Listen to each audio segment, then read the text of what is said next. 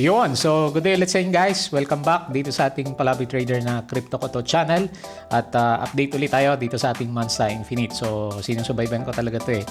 Especially ngayon, medyo malapit na po siya na pwede ka nang bumili ng mga Monsta eggs natin sa kanya. So, anyway, dito sa update po natin, so tatlong items lang po siya. So, baguhin mo ulit yung, yung version po ng Monsta wallet mo. Yun yung pag-usapan natin dito. So, meron naman siyang procedure sa kanyang medium. So, i-walk through ko ulit kayo mamaya para hindi maligaw sa kanya. Baka kasi 1.1.0 pa rin yung naka-upload sa inyo or yung mas nauna na version. At yung pangalawa, yung bridging po ng money is na-demo ko dun sa isang vlog. So, pumasok naman yung, yung 10 monies na nilagay ko sa kanya.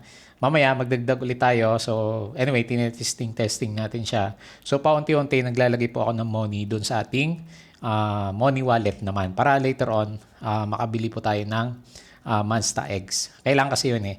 Tapos pangatlo, yung hatching ng eggs. So yung hatching ng eggs na binigay po nila na procedure ngayon para yun sa mga inception Monsta, meaning yung mga nakakuha ng pre-sale sa kanya.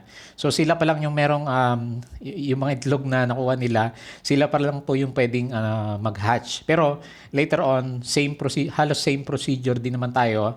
So para marunong na tayo sa kanya later on is pag-uusapan din natin siya. So meron din po siyang ginawang procedures naman. Okay? So yun po yung pag-uusapan natin dito sa ating video sa ngayon.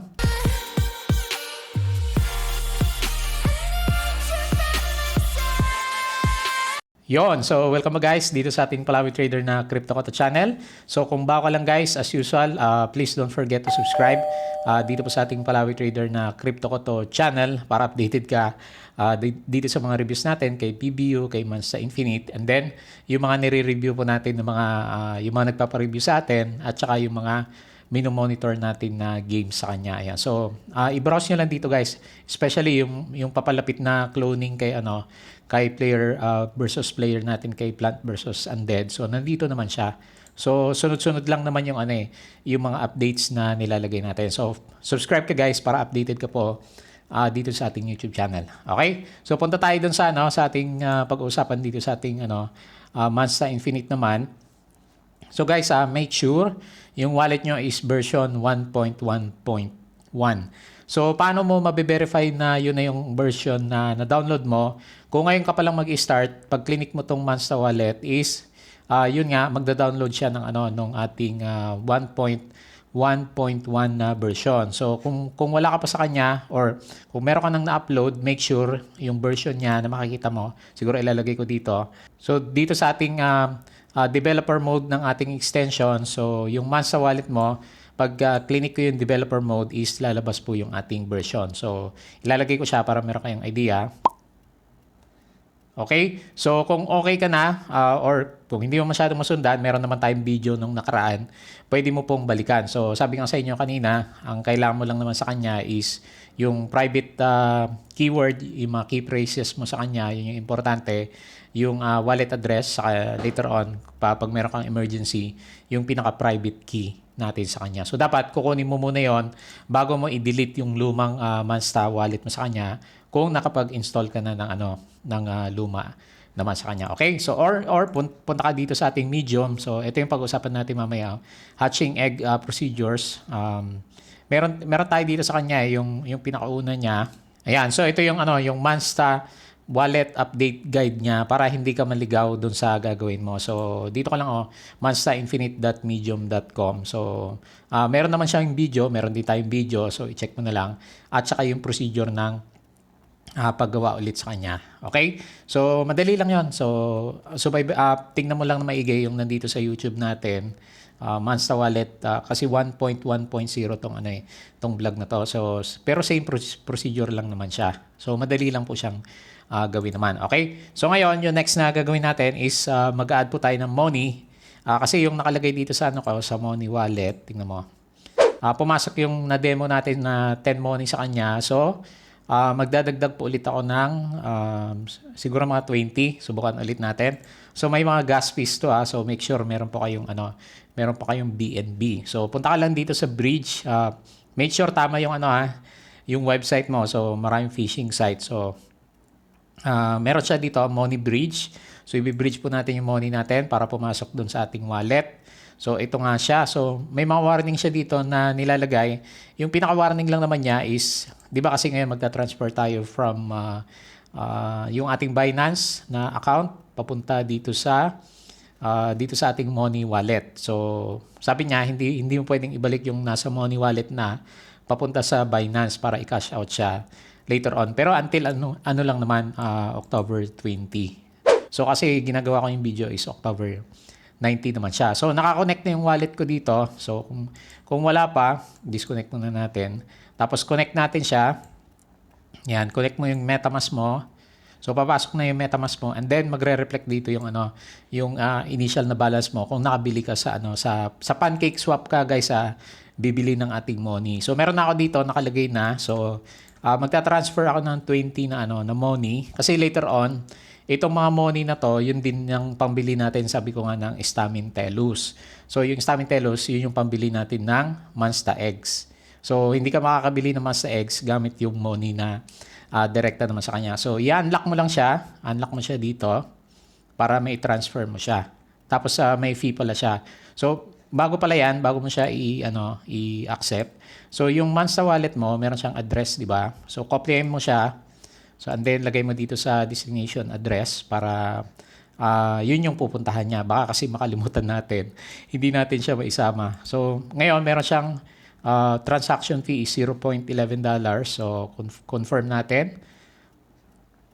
So, tingnan natin kung may transfer natin yung 20 money. So, parang meron pa rin siyang parang merong lagging pa rin siya.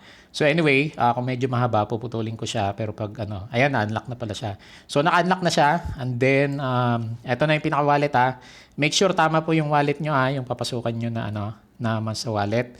So, i-click nyo yung double check always, yung Monsta wallet. Copy to clipboard. And then, yun yung ilalagay mo dito. So, pwede kong palitan to. Ayan, so naka-paste na siya and then ita-transfer ko na po siya. So warning, bridge money are not transferable back to Binance until October 20, 2021. So okay lang kasi later on gagamitin natin. So hopefully pumasok siya. Sabi natin, pumasok naman last time. So meron siyang gas fee ulit. So maliit lang naman. So i-confirm lang natin siya. Yan, address, new address detected. So doon natin siya ipapasok. So ito yung medyo matagal nung last na video ko kasi ang sabi niya may mga black confirmations to. Pero yun nga, hindi natapos to. Pero pumasok naman yung money doon sa aking wallet. So anyway, makikita mo naman dito later on kung papasok po siya. So antayin ko na lang siya ng konti. Okay? So yun yung bridging natin sa kanya. So habang inantay natin siya, so punta tayo doon sa ating pinaka-next na destination. So wag mo muna i-close habang kino-confirm niya po yung pinaka-transaction para sure na papasok po yung money natin dun sa ating money wallet naman. Okay? So, nakapag-bridge tayo ng 20. Hopefully, pumasok siya. And then, yung pinaka-topic natin is yung hatching ng eggs. So, by the way pala, yung price pala natin ng money natin is stable siya. Medyo stable dito sa above $3. So, mga 3.5 kanina, 3.5 yung niya pinaka-price. So, medyo, ewan ko kung mababa siya o mataas ngayon. So, depende sa yan, sa supply and demand. Pero, syempre, in-expect ko nga tataas to, especially pag okay na bumili tayo ng mga exception or okay na bumili tayo ng mga eggs sa kanya and then yun nga, i-hatch natin yan. So, in-expect ko sisipa yung price niya. Kaya naman nakita nyo, yung aking pinaka-wallet sa kanya, hindi ko pa tina-transfer lahat kasi ang balak ko naman dito mag-trade ako. So bumili ako last time ng maraming money dito sa mga areas na to below $3. Tapos later on magti-take profits ako kung medyo maganda yung galaw niya kasi alam natin pag bago yung game, mabilis sumipa yung mga prices. So yun naman yung isang purpose which is trading. Ayan. So ginagawa ko 'yon kasi trader nga po ako sa stock market natin. Okay? So next na topic natin is yung hatching ng eggs. Etong topic na to, hatching ng eggs, mga inception Monsta yung unang gagawa kasi sila po yung unang nabigyan ng eggs nung nagkaroon ng pre-sale. So tayo, magkakaroon din tayo sa kanya. So antayin na lang natin October 20 yung initial date na sinabi na pwede na po tayong bumili ng mga Mansta egg sa kanya. Pero para alam natin later on kung paano siya i-hatch is meron pong procedure na binigay yung ating Mansta Infinite. So, ngayon, para sa mga inceptions yan. Pero later on, ito nga, how do I hatch the inception Mansta eggs? So, meron siyang marketplace dito. Make sure i-bookmark po to guys. Kasi ito yung tamang website. So, pag binuksan mo siya, ayan, so binuksan ko siya. So, lalabas dito, ito yung pinaka-profile na makikita mo sa kanya. So, since wala naman akong inception egg, so wala tayong makikita Mansta egg. Pero makikita mo dito, pag kinonect mo yung Mansta wallet natin, so kukonek ko siya. Ayan, so hanapin niya yung Mansta wallet. Next mo lang, and then connect ulit. So, papasok po siya. Ayan, pumasok na yung, yung 20 money na nilagay natin. So, dito ako makikita yung details kung ilang money yung meron sa profile ko doon sa aking wallet. So, ayan meron akong 30 na money sa kanya. Ayan, so, ewan ko kung meron bang issue, kung okay lang na makita mo yung yung Mansta wallet address ko. Pero parang, parang public address din naman to. So, siguro okay lang. So, tingnan natin. Hopefully, wala siyang effect. So, ayan, nag-reflect yung money ko. So, okay na siguro. Pero, parang hindi pa hindi pa tapos yung nakalagay dito. Waiting for block confirmations pa rin. Pero, okay na, updated na yung pinaka-wallet ko sa kanya. So, tingnan ko dito sa Mansta wallet. Ayan, 30 money na siya. So, pasok na po siya. So, pumasok na. Make sure version 1.1.1. So, 3.1 po yung version. Okay? So, ito yung makikita natin. So, tingnan natin yung ibang procedure. So, pasok na siya. Then, check that your Mansta wallet address is accurate and your inception Mansta egg will be displayed as shown in the Mansta egg. Ayan. So, ganito pala yung makikita natin once makabili na tayo ng Mansta egg. So, inception pa lang yan guys, kasi nga wala pa yung mga marketplace natin. So, after nun, click mo daw yung approve. So, madali lang yung procedure, di ba? Click mo yung approve and then, lalabas yung money wallet mo. Iko-confirm mo siya para mag-reflect siya dito. And then, ayun, you will now be able to hatch yung ating Mansta egg.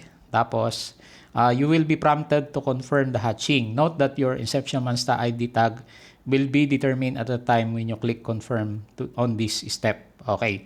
So, eto na. Tapos, pag malapit na siya, may number siya dito. Ito yung ating Mansta egg. So, yung mga number ng ng mga nauna is less than 5,000, di ba? 4,800 lang yata yung inception Mansta egg. So, sila yung mga rare o yung mga pinakauna. Ayan. So, pag medyo okay na, na-hatch na, ganito kaliit yung makikita natin sa kanya. So, ito isa lang naman na yung Mansta egg. So, siguro pag marami, syempre maraming lalabas na na characters naman sa kanya. Okay? So, sana nakatulong sa iyo ulit yung information natin. So, hindi pa rin siya nag-confirm, pero nakita nyo naman, pumasok na yung ating 30x o 20x na money sa kanya. So ngayon, meron akong 30 money dito sa aking wallet. So inuunti-unti ko lang yung pagpasok sa kanya. So syempre first time na na maging active yung Mansta profile natin. So syempre making sure na hindi mawawala yung yung monies natin kasi binili na natin sa marketplace yung yung ating mga monies naman. So yung pricing niya siguro later on pag-uusapan natin kasi hindi pa fix yung yung pricing po niya. So basta ang sinasabi lang nila doon sa kanilang mga Discord is yung price niya initially is $10 to $15. Pero nakadepende yon sa yung price per money natin sa kanya. So, syempre pag tumataas yung value ng ng money natin, baka tumaas din yung yung price ng per egg. So, supply and demand pa rin. Later on yung magpiprevail. Pero yun naman yung sinasabi nila, pinaka-minimum na pambili mo na per Mansta egg natin is $10 to $15. So, kailangan mo tatlo para sa isang team. So, mga $45. Hopefully, hindi siya mapalitan para affordable pa rin yung ating mga Mansta eggs na mabibili sa ating marketplace naman. Okay po. So, yun lang muna yung ating update dito kay Mansta Infinite. So, kung meron kang questions, so i-questions mo lang sa comment section po sa baba. At as usual, please don't forget to subscribe dito sa ating Palawi Trader na Crypto Koto channel. So, i-check mo po yung mga binablog ko dito is mostly all about sa play to earn games naman natin. Okay po. So, yun lang. Maraming salamat. At see you again sa ating next crypto vlog.